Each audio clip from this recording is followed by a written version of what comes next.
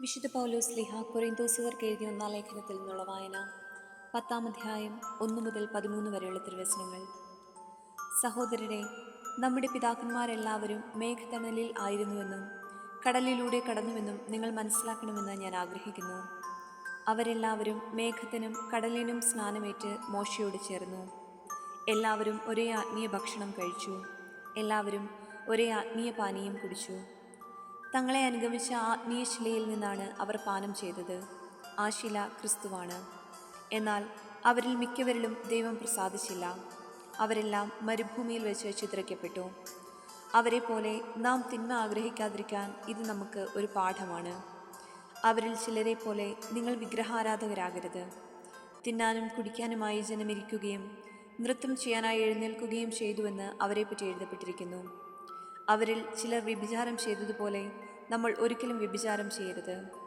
അവരിൽ 23,000 പേർ ഒറ്റ ദിവസം കൊണ്ട് നാശമടഞ്ഞു. അവരിൽ ചിലർ ചെയ്തതുപോലെ നാം കർത്താവിനെ പരീക്ഷിക്കരുത്. അവരെല്ലാവരും പാമ്പുകടിയേറ്റു മരിച്ചു. അവരിൽ ചിലർ പിറുപിറുത്തതുപോലെ നാം പിറുപിറുക്കുകയുമരുത്. സംഹാരകൻ അവരെ നശിപ്പിച്ചു കളഞ്ഞു.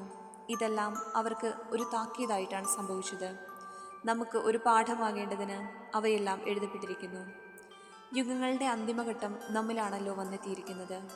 ആകയാൽ നിൽക്കുന്നു എന്ന് വിചാരിക്കുന്നവൻ വീഴാതെ സൂക്ഷിച്ചു കൊള്ളട്ടെ. മനുഷ്യ സാധാരണമല്ലാത്ത ഒരു പ്രലോഭനവും നിങ്ങൾക്ക് നേരിട്ടിട്ടില്ല. ദൈവം വിശ്വസ്തനാണ്. നിങ്ങളുടെ ശക്തിക്ക് അതീതമായ പ്രലോഭനങ്ങൾ ഉണ്ടാകാൻ അവിടുന്ന് അനുവദിക്കുകയില്ല. പ്രലോഭനങ്ങൾ ഉണ്ടാകുമ്പോൾ അവയെ അതിജീവിക്കാൻ വേണ്ട ശക്തി അവിടുന്ന് നിങ്ങൾക്ക് നൽകും. നമ്മുടെ കർത്താവായ മിശിഹായ്ക്ക് സ്തുതി. വിശുദ്ധ മത്തായി എഴുതിയ സുവിശേഷത്തിൽ നിന്നുള്ള വായന 24-ാം അധ്യായം 15 മുതൽ 28 വരെയുള്ള തിരുവചനങ്ങൾ. ദാനിയേൽ പ്രവാചകൻ പ്രവചിച്ച വിനാശത്തിൻ്റെ അശുദ്ധ ലക്ഷണം വിശുദ്ധ സ്ഥലത്ത് നിൽക്കുന്നത് കാണുമ്പോൾ യൂദയായിലുള്ളവർ പർവ്വതങ്ങളിലേക്ക് പലായനം ചെയ്യട്ടെ. പുരമുകളിലായിരിക്കുന്നവൻ വീട്ടിൽ നിന്ന് എന്തെങ്കിലും എടുക്കാൻ താഴേക്ക് ഇറങ്ങാതിരിക്കട്ടെ. വയലിലായിരിക്കുന്നവൻ മേലങ്കി എടുക്കാൻ പിന്തിരിയരുത്. ആ ദിവസങ്ങളിൽ ഗർഭിണികൾക്കും മുലയൂട്ടുന്നവർക്കും ദുരിതം. നിങ്ങളുടെ പാലായനം ശീതകാലത്തോ സാപത്തിലോ ആകാതിരിക്കാൻ പ്രാർത്ഥിക്കുവിൻ. എന്തെന്നാൽ ലോകാരംഭം മുതൽ ഇന്നേ വരെ ഉണ്ടായിട്ടില്ലാത്ത, ഇനി ഉണ്ടാകാനിടയില്ലാത്ത ഉഗ്രപീഡനം അന്നുണ്ടാകും. ആ ദിവസങ്ങൾ പരിമിതപ്പെടുത്തിയില്ലായിരുന്നെങ്കിൽ ഒരുവനും രക്ഷപ്പെടുകയില്ലായിരുന്നു. എന്നാൽ തിരഞ്ഞെടുക്കപ്പെട്ടവരെ പ്രതി ആ ദിവസങ്ങൾ പരിമിതപ്പെടുത്തും. ഇതാ, ക്രിസ്തു ഇവിടെ അല്ലെങ്കിൽ അവിടെ എന്നാരെങ്കിലും പറഞ്ഞാൽ നിങ്ങൾ വിശ്വസിക്കരുത്.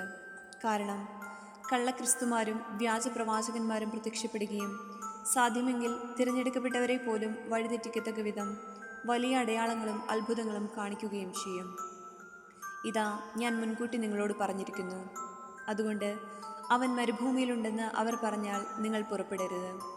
അവൻ മുറിക്കുള്ളിലുണ്ട് എന്ന് പറഞ്ഞാലും നിങ്ങൾ വിശ്വസിക്കരുത്. കിഴക്കുനിന്ന് പടിഞ്ഞാറോട്ട് പായുന്ന മിന്നൽ പിണർ പോലെയായിരിക്കും മനുഷ്യപുത്രൻ്റെ ആഗമനം. ശവമുള്ളിടത്ത് കഴുകന്മാർ വന്നുകൂടും.